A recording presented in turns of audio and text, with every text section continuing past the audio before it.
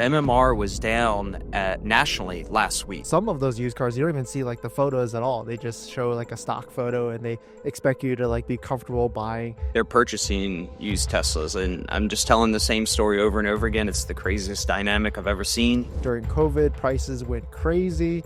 Like you could literally buy a new Tesla and then drive it for 6 months like I did and sell it for break even. You may think you're dealing with a local store and a local employee and they're still scamming you. They have that much margin in the car where even if the tariff goes up by 25%, they can still lower the prices and remain profitable. Welcome to The Breakdown, episode 4, your no-fluff guide to everything electric vehicles, from Tesla deals, both new and used, and also repairs as well. My name is Dennis. And I'm Chip. And today we're going to talk about how used prices are going insane. There's a lot that happened this past week. And so, but also before we get into any of that, I did want to give a special shout out to Amber for partnering with us on this podcast. But let's jump into it. So there was definitely a ton of different things that happened this week in terms of tariff news and everything. But I want to specifically talk about the used market. Chip, what are you seeing on the used side? Well, I know you wanted to start this podcast off by talking about how prices are rising, and I kind of sent you some data last night, and I'm going to take the opposite stance. I think prices are coming down, and I have a lot to show and support that right now, at least on the used side. So I can just get right into what I'm seeing. You know, the one thing that I always go for is that 2018 Model 3 long range. We're tracking MMR over it over the past couple of weeks, and I've seen the biggest fall off on MMR this week than any other week in the past, like 4 or 5 that I've been tracking it. So right now we're down to 19,450 on that same Model 3 that we've been tracking, and we were over $20,000 last week. So we're seeing about, what's that, about a 5% decrease in the wholesale pricing of the car, and that's across the board. MMR was down nationally last week. So I'm not seeing wholesale prices go up, and that wouldn't mean retail prices are going up. So that's just what I'm seeing, at least on the used side, just from the wholesale pricing at all. And I think there's some other factors there that are driving it. I'm seeing lower prices on Tesla.com. I just checked this morning on the used cars. They seem to be trending lower. And I think with the release of the non-launch Model Y, I'm sure you're going to talk about that a little bit. I think that's really starting to hurt Model Y prices right now, because we're starting to see those suppress a little bit as people are moving towards that. And I think the lower price was under $50,000, the new starting price. So yeah. The one thing is for sure is like, I'm glad you brought up like Tesla.com, because, people always ask me like, oh, what are the benefits of buying a Tesla from like the used side from Tesla.com directly? You do get a little bit of warranty, but I want to say it's like $5,000 to $6,000 more than just buying it directly from like the used market from like third parties like yourself. Are you seeing kind of the same with that? I'm always $1,000 to $2,000 less than what's on Tesla's website. They're very aggressive with their pricing. We're very aggressive with ours. I mean, we cut our margins all the way down so we can sell more volume. But yeah, you pay a little bit more on Tesla, obviously buying directly from the manufacturer. But the other part is you do get that extended warranty, and you have that peace of mind. Even though I think you've heard, we hear people's experiences, they're not really getting that experience that they expect to. You're paying a premium and you're thinking Tesla's going to roll off the red carpet, and in fact it's quite the opposite. It's here are your keys, the 3 C's, as we say. Here's your keys, see your car, see your way out of here. It's pretty remarkable that they do it that way. Yeah, because I mean, even on some of those used cars, you don't even see like the photos at all. They just show like a stock photo and they expect you to like be comfortable buying the vehicle and everything. But I guess going back to like the used car market, I kind of did want to like talk about like, because we are going through an interesting time right now where the vehicles on the new side might go up higher. I mean, there are refreshes for both the Model 3, and that could be what's impacting the used car market. But in terms of like trying to predict what's going to happen, I guess what we can only look back at in the history books. Like during COVID, prices went crazy. Like you could literally buy a new Tesla and then drive it for 6 months like I did and sell it for break even or even close to that. But I feel like this time it's not going to be the same. I think there's just way more Tesla vehicles and competition for electric vehicles in the market. And so I think prices will continue to crash and also the buying sentiment is also different as well. Are you seeing kind of the same with like customers like maybe withholding from their purchase now? I think people are being more conscious of it. We've talked about it before where we offer a value proposition. So when people are looking at their budgets and money's getting tight, the EV is one of those cars that are continually coming up to help them achieve that. So while there may be lower sales on other parts of the market, I'm not seeing it on my side because, again, we're still offering a way for people to save money, even if they had to spend a little bit more for that particular car. But I think you bring up a good point too about the flipping, and it's not going to be the same this time around. And I totally agree with that. There's not as much COVID money out there to drive the prices to insane levels. And here's the other thing: 2 weeks ago, the internet was talking nonstop about the pent up supply at Stellantis dealers of Corvette inventory of F-150s, and now here we are 2 weeks later, and suddenly all the cars are gone. We're not going to have any cars, and the prices are going to go up. And I always reference this quote that a good friend of mine always used to say, it's boardroom theory, showroom reality. And I think and I want to use it as newsroom theory, showroom reality. The news seems to think that all this crazy things are going to happen in our market, but as someone who runs a showroom, we're not seeing it. The demand is not going up. Prices are not going up. In fact, everything is moving the opposite way. We're seeing lower prices, lower interest rates now. I'm even seeing. I saw a 5.99% this week for a 2020 Model 3. And I was surprised. It's the first time I've seen 5 point anything in like 24 months. And we were just talking about it last week.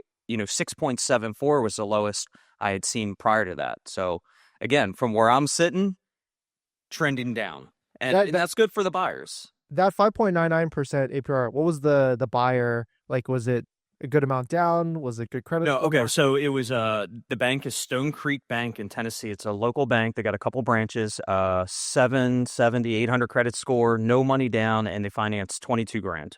So it was a Model 3 tax credit car, a 2020 long range, no down, finance like 22 grand out the door. Interesting. Well, I do want to ask you, like, so on the $4,000 used EV tax credit, can they use that as a down payment? Like, is it considered down payment? So it's not just a discount; it's down payment. Cash, yeah. Because you actually, when the car is, at least on my lot, priced at $19,900, the real price of that car is $23,900. And that's the top line number you're going to see on the quotes. And then you're going to have your taxes and tags, and they tax that full amount. Of course they do, right? State and federal, they want their cut. And then the bottom line of it is $4,000 like cash down. So it just comes right off the bottom. Some clients have wanted the cash back. So, I only wanted to put $2,000 down, but I want $2,000 in my pocket, and we've been able to structure the deal where they can get some of it back in cash. The other ones is we're just applying it, fully to as the down payment, and some people are adding to it. So, a $24,000 car with $5 or $6 grand is very attractive to the banks. Oh yeah, so that basically builds like the credit history of that person, so they can put more money down, or they can get approved essentially, because you probably use that to like get people to even get approved that might not have gotten approved of like a regular vehicle. And we're not even finance heavy. You're absolutely right. We're only like 20% finance, but there are dealerships out there that have completely shifted their business model to absorbing that $4,000 down payment. There's quite a few other EV specialty dealerships that, that's their whole kick: sell the car cheap and then try to make as much money on the back end with that free down payment. And, try to stack a warranty in there, gap, all those high margin products. So it's just how you run your business. But yeah, you can do it. And, talking about the tax credit, it's almost gone. They're talking about pulling it. We thought we were going to lose it last week. But we'll see when it happens. Interesting. So going back to the market, like Tesla, I feel like is just going to keep going down. It doesn't seem like there's a run on used vehicles because there's so many new vehicles and the incentives are pretty heavy on the new side. But what about other brands, other electric vehicle brands? Are you seeing that type of creep up a little bit? Like I was seeing headlines last week, or when the tariffs got announced, that the auctions were the craziest they've ever been ever. People are trying to scoop up inventory. Like MMR was up thousands of dollars, but maybe that's not happening on the electric vehicle side. What are you seeing? I did not track anything specifically, but generally in the stuff that I'm buying it a little bit cheaper this week than I did last week. There was definitely some action at the auctions for the past 2 weeks. But it's pocketed, where it could be hot in Pennsylvania this week. I could be buying in Pittsburgh and be getting cars under market. So it's more regional, that I'm observing, but I'm all over the country buying. I would say overall, I don't agree with that. I think prices are down. on Interesting. all EVs, and demand is way down on the other brands for sure. Wow. Okay. So do you feel like you're seeing like during the springtime, summertime, people want to make different purchases because it's nice weather out? You're not necessarily seeing that lift? I'd have to look at the numbers. We've been very, very consistent month to month, from spring, winter, fall. I'm not seeing any uptick right now. People rushing in for anything. I've seen my inquiries are up, but the sales are not up. Hmm. Uh, So more people shopping, but not necessarily pulling the trigger. I see. Okay, so that, I mean, so that maybe there's more interest there on electric vehicles, but they just don't want to like pull the trigger, or they're being more safe with their money, trying to make a calculated decision, which makes sense. That's it. Yeah. So I did want to kind of go like model by model in used Tesla vehicles, like because I know I feel like you have a ton of experience, like Model 3s, Model Ys, and even Model S or Model X. But like in terms of Model 3, like I've only owned like a 2019 Tesla Model 3 Stealth, and that's really all the experience I've had with that, plus like the newest Model 3. But is there like a sweet spot between like 2019 to like 2023, 2024? Of course, every year it gets better and better, but is there a sweet spot? Like, because I see like all the time, like 2018 Model 3s for like 15K, but I'm like wondering, is that worth it? Or do you try and just bump up to like a 2020 or 2023, depending, because the price compression is so crazy between those different models. Like it's like maybe $1,000 to $2,000 plus or minus between the models. What's your experience there? You're right. The tax credit has put an artificial flooring on pricing, right? That $25,000 price point. So naturally, everything is trying to get under that. Every dealer is trying to buy the newest possible car to sell under 25 grand. I think the sweet spot, I think the 2020s and the Model 3s are the best deals right now. There's been the 2021s, we're seeing some battery failures higher than some of the earlier models. So I think the 2020 represents the best deal. I think 2022s will get there, but their 2022s are flooded with rental cars. So you really got to be picky about which one you're picking, or you're going to wind up on one of those duds we've talked about. So there's kind of a landmine field there. Is there any easy way to figure out which one is a rental car? I guess Carfax will show that, Carfax. right? Yeah, Yeah. Carfax and auto check. And we'll talk about that next episode on how to get a free Carfax and a free auto check. So stay tuned for the next episode. We got some good tips on that for you there. But yeah, the rental cars, I think there's some landmines out there. I like the 18 and the 19 and the 20 Model 3s. I think the 18s and the 19s are a better build quality. I don't know if 20 because of COVID or what was happening, but the 18s and the 19s are just solid cars. The newer stuff, I haven't been in a 23 or a 24 yet with any sort of seat time, so I think those are still up there in price. But right now, anything under 25 grand, get the newest car possible. We're seeing 2021s now selling under 25 grand. So, Wow. yeah. And that makes sense because the new Model 3 has been out for almost a year now, and when you can get a 299 lease on one of them, it's just going to put pressure on the used one. But on the Yep. Model Y side, it's kind of uncharted territory. We just finally seen a new refresh Model Y, and it's just starting to get deliveries out there. Do you expect kind of the same layout? I mean, it's different for sure. Like Model Y came out 2021. I had a 2021 Model Y Performance, and I think around like the 2023 the suspension got updated, so it's just like a little bit more comfortable. But the Model Y has been pretty, bulletproof with not a lot of issues. I feel like its whole life cycle. So what's like the recommendation between the model years on Model Y? I like the 21s, the 23s. The 2020s have that single pane glass and the older console. They're still out there. People still buy them, but I think the 21s with the updated console, the dual pane glass are the ones to get. All of them are great, reliable cars. We're starting to see some of the 21s get under that tax credit price point, but I think the best deal right now is the 2021 Model Y long range dual motor with 40 to 50,000 miles on it. That car can be had for 26 to 28 grand. Even Tesla's got a couple of them for sale on their website. And I think at 27 grand, a 2021 Model Y is a killer deal. You can't touch an MDX, a Pilot. I mean, you can't touch any of those cars for it. And I would say the Model Y is much, much better of a vehicle. Yeah, hands down. You might not have the third row of the MDX or the Pilot, but I mean, overall, for a family with two kids or, even a single person, it does everything so well. And at 27 grand, I mean, it's $500 a month, $600 a month at current interest rates. It's really, really good. Yep, and you'll save if you get a home charger and everything. You could save 100 to 200. But it's funny you bring that up because I try and steer people away from if they've got two kids. Like the Model Y is kind of it's like cutting it. It's you could fit it like, but if you put like a stroller and luggage, if you go on a road trip, it's gonna be tight. But I guess like you're saying like if you're just doing errands around town, which Teslas that's what they're best for. They're not necessarily good for road trips, but you would say a Model Y is good for a family with two kids. But also, why would you want to pay for expensive repair costs? That's where our podcast partner Amber comes into play here.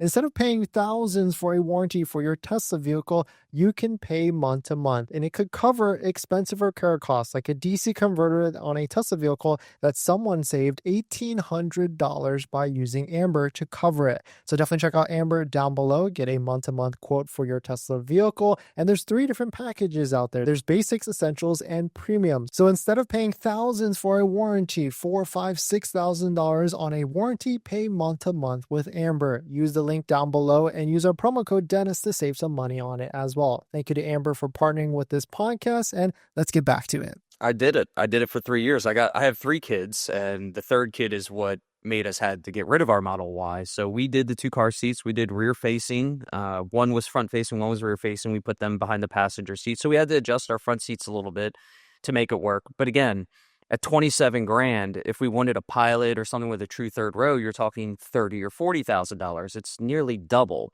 So you make some compromises. You got the frunk for extra storage. We made it work. And a lot of them I've sold to families, and they make it work pretty consistently.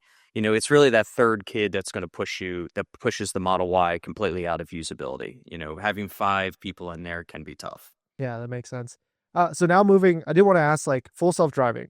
From what I've experienced, like on the street value of full self-driving, it's anywhere from like $1,000 to $2,000 in terms of what it added cost to it. Because I get that question a lot. Like, should I go for the vehicle that 2022 or 2021 Model 3 or Model Y that can get full self or has full self-driving? Is it worth paying more? And I think at this point, with like all the newest updates, I actually would steer people not to get it because it's not worth that $1,000 to $2,000. But on the value side, are you seeing that same type of valuation? Yes, I'll pay $1,000 to $2,000 more for a car with it. I'll pay about $1,000 more for a Model 3.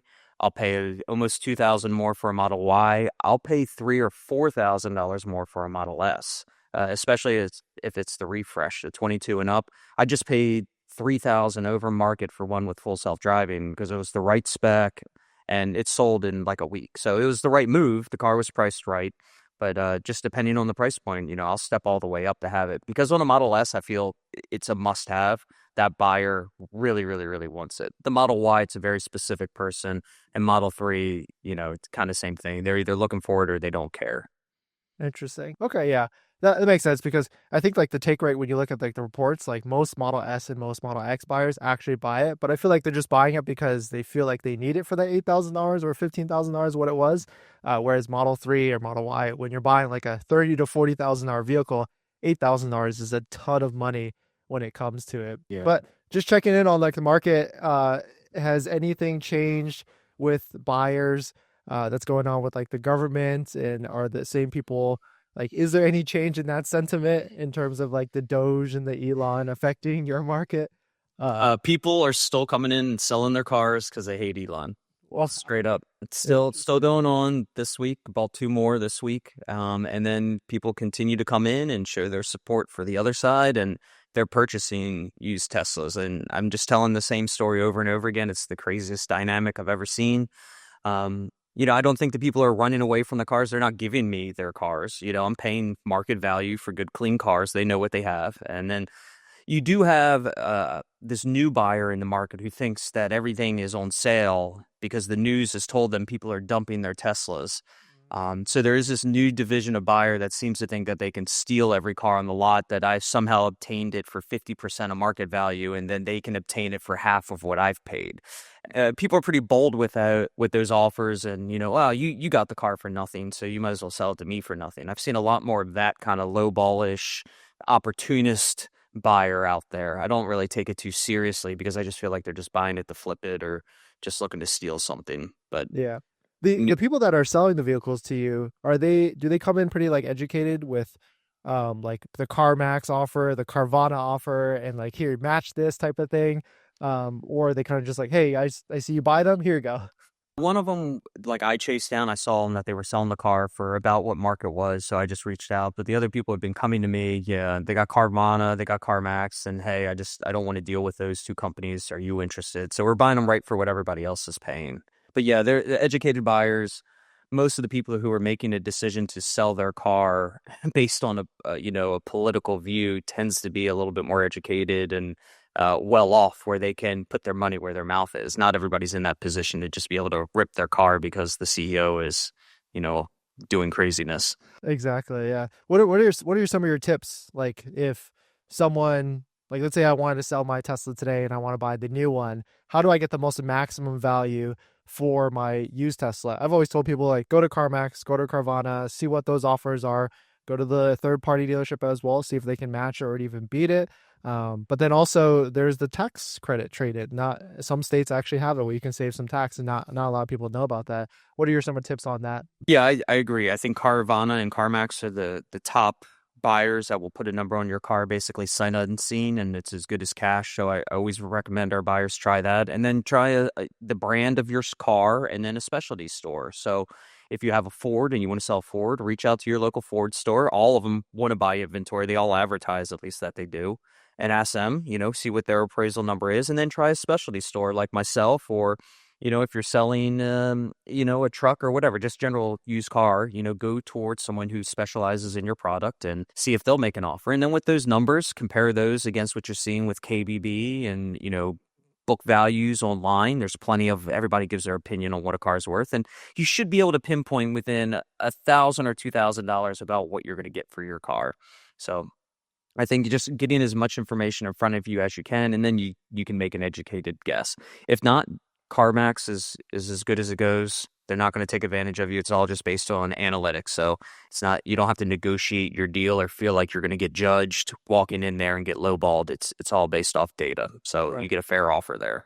Yeah. And actually the other option I sometimes recommend is just selling that vehicle, or at least posting the vehicle on like cars.com, Facebook Marketplace. But at the same time, I'm almost like, as days and months go by, I'm almost leaning to not recommend that, because there's a lot of like fraudsters in this space that will either give you a fake check, or even on the flip side, if you try to buy a vehicle, you can get like a fake title, which is pretty scary as well. Like, have you seen any of that? Is that any recommendations on that? Yeah, I would, if you're not experienced in selling cars and navigating online marketplaces, I do not recommend doing that. You're going to get scammed, and the scammers are good, and sometimes are even representing to be like a dealership or an employee of a dealership. So you may think you're dealing with a local store and a local employee, and they're still scamming you. And there's no recourse, because you're going to go to that store and they're going to be like, sorry, no one by that name works here, and you're just screwed. So yeah, you gotta know your limitations and what you're capable of. And if you're not a shark when it comes to marketplace, you need to really stay out of it. Just like a car auction, people go to car auctions, with their dealer buddy, and they're going to get smoked. They have no idea what they're up against, and you're going to get yourself in trouble. Yeah. So stick to the consumer facing sites that are good.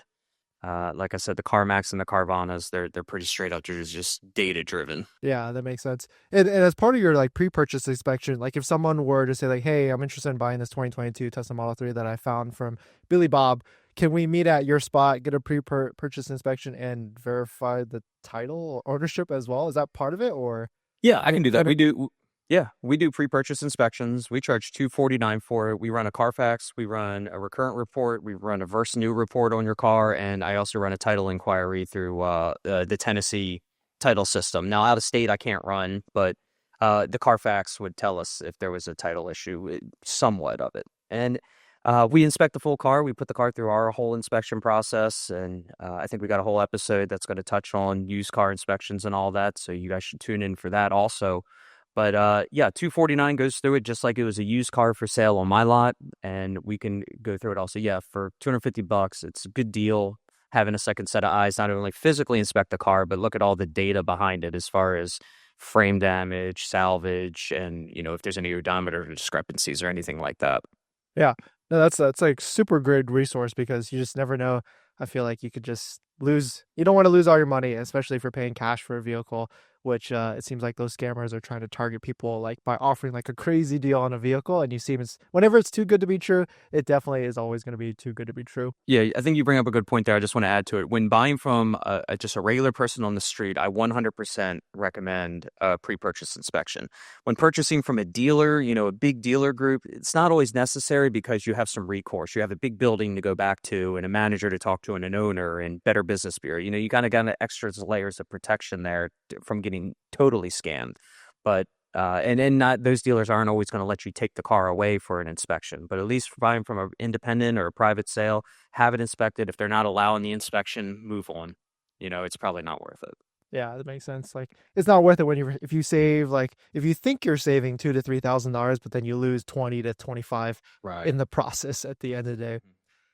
Yeah, that's I mean, pretty much. And going back to like the models by trim and the value of that Model S and Model X, like I loved seeing those headlines, or I love seeing the market when like a 2021 or 2022 Model S refresh is the same price as a brand new Model 3. Is there years to stay away from, or do you feel like it's just going to get cheaper for the Model S and Model X and maybe you should just wait it out? But at the same time, like as those vehicles get higher in mileage, there's just more problems and issues with those vehicles as well. Would you agree? I agree. We're shifting towards the refresh Model S, and we're staying away from the 19s and the 20s. We're trying to stick to 2021s, 2022s, and just wear and tear. They're getting up there in miles. They're starting to get closer to 100. You're wearing out axles, suspension, and it's not as tight as a car as it used to be. At 50 grand, it's half price. It's still like a new Model S and Model X.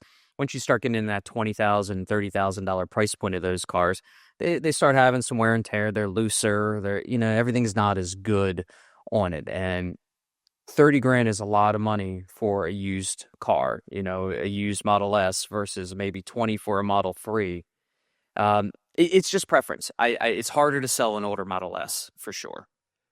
So I've always been curious, like, because the air suspension is on the Model S and Model X, and I feel like coming from other luxury German brands that we've had experience before in the past, like I've always heard like Range Rover, like air suspension goes out at $100,000 to $120,000, and that's an expensive fix. Have you seen that on the Model S or Model X side with those high mileage vehicles? Not a ton. The air ride system in the Model S, the earlier ones, I think is out of a Mercedes S-Class. So it's very similar to that system. But no, I haven't seen major failures. I see the common thing across those cars is the axles, the front axles, how bad that those Raven drivetrains eat up the axles. It only lasts like 40 or 50,000 miles in it. And by then it's vibrating and clicking so bad, it's almost undrivable. And that's like a $1,300 repair every 30,000 miles if you want to keep up the drivability of the car. That's really what I'm seeing. The door handles, we have issues with that. And like I said, it's just things getting loose. You shut the door 5,000 times, the panel starts kind of clapping around on there. It's kind of like buying an old 7 Series and an old S-Class. There's a very specific buyer for that car.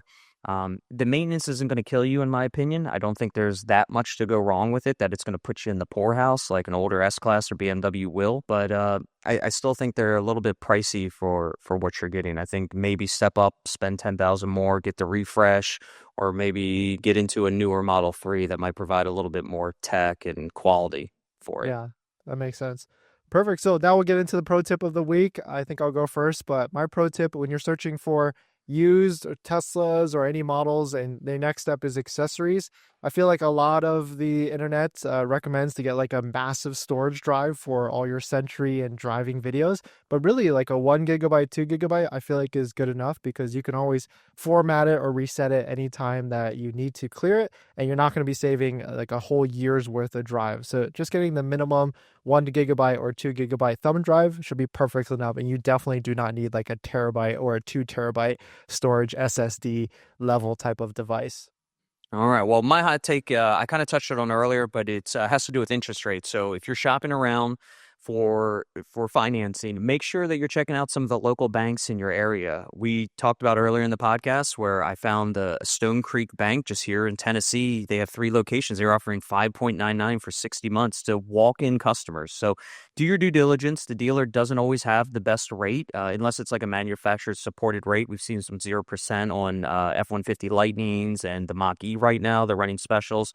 But just shop around. There's savings to be had. At 5.99 versus 6.74, it's like $20 a month. So, I mean, it's real money. And if it only takes you making a phone call or filling out another application, I think it's well worth it. We're talking top tier credit, but I'm even seeing a little bit of the rates come down even on some of the 600 credit scores too. They're not all at 29% peg there. They're starting to get in to the lower 20s and high teens. I know that sounds ridiculous to some people, but there's a good portion of our population that buys cars at those rates. I mean, it's the reality of it.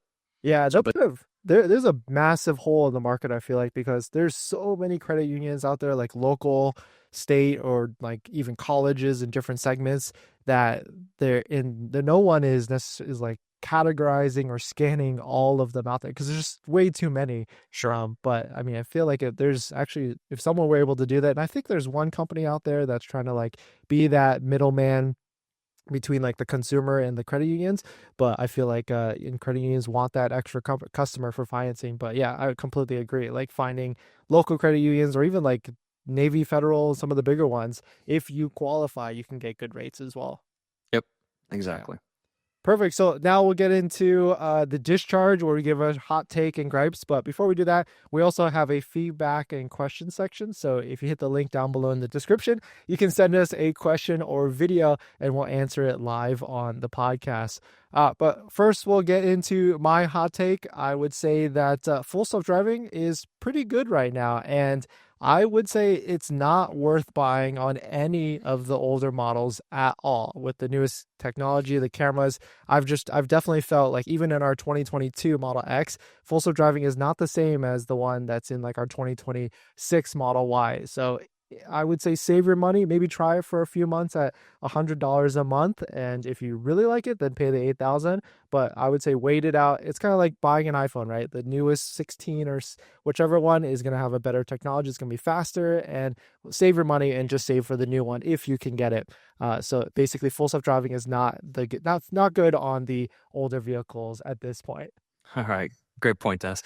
All right. Mine has to do with the tariff. Mine's more a question. I'd love to hear some feedback on it, but it's just me trying to wrap my head around it. Okay. So here's what I've been going crazy about. The tariffs go into effect. We hear from Ford, right, one of the biggest manufacturers here, and they've been complaining the whole time that tariffs are going to ruin their business. But yet they come out with employee pricing for everyone. So you mean to tell me that the tariff is absolutely going to bankrupt the company, but they can now offer employee pricing to everyone? Like, have they been screwing us that hard? They have that much margin in the car where even if the tariff goes up by 25%, they can still lower the prices and remain profitable. It's just a crazy dynamic to me that what's taking place. We have all this chatter saying, oh, prices are going to go up, the tariffs are going to hurt us, it's going to ruin the car business. But then the manufacturer's like, we got plenty of inventory. We're going to lower prices. So it's just, we're stuck in the middle. We're trying to figure out what exactly is taking place. The consumer has no idea what's going on. Us experts, we don't know what's going on, and just kind of taking it day by day right now. Yeah, it's pretty interesting because, like, I mean, every vehicle doesn't have parts from the U.S. It's some sort of mix between Canada and Mexico and all these other places. But yeah, I saw that because all the other OEMs are saying, like, we're going to keep prices or raise prices. And then Ford comes in, hey, we're going to lower all prices. But I wonder if that has anything to, yeah, I wonder if there's anything to do with, like, maybe the materials they have now is at a lower price. So they'll just try and, no, I guess that wouldn't make sense because they might as well just keep their margin. So yeah, it is very interesting that they went with that direction. Yeah. And that's it. So if there's an industry expert out there that knows the answer, why this is possible or how this is possible, post a comment. I'd love to read it. Educate me. Yep. Always looking to learn. Yeah. It's maybe it's a marketing play at the end of the day for them. Yeah.